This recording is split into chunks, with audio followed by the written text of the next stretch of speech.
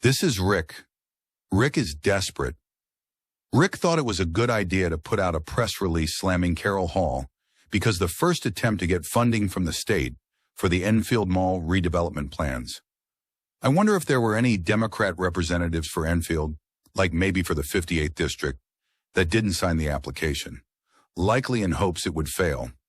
When the State House and Senate, as well as the governor, are all Democrat-controlled, and those same Democrats are doing everything they can to not help the town unless it helps them politically, the victims are the citizens of the town.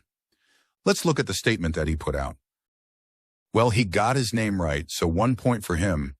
He talks about being the mayor of Enfield. He was mayor over 40 years ago in the 1980s, when Reagan was president and the entire country was prosperous.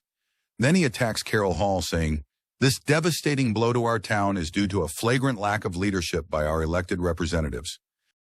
First, Enfield isn't his town. He doesn't live here.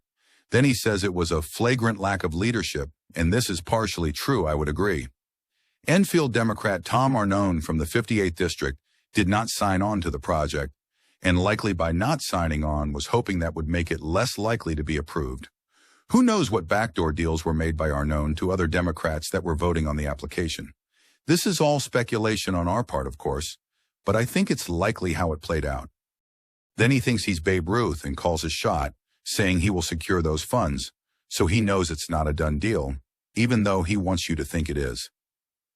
Strangely, he talks in interviews about civility, finding ways to connect, and some other phrases that sound nice but mean nothing. Then we have the dumpster fire that is Cindy Mangini. She decided to go after John Kissel for the same thing. Cindy Mangini would be a disaster in the Senate. She's a disaster on the town council, and most times has to be reminded of what's going on during the meetings. I'm not going to rehash the same points again. You already understand the poor decision they made by attacking their opponents this way.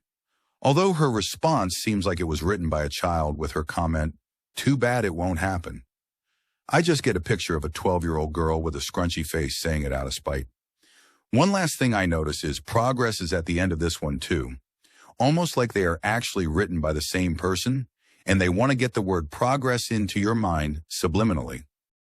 My message to Enfield Democrats: the Republicans have not sent out mass texts trying to create fear, tell untruths, bash you, or attack you. However, your first moves have been to do just that. That may have been a bad plan. This video is not endorsed by or paid for by anyone. It is for informational and entertainment purposes only, and is the opinions of the Absolution CT staff and its contributors.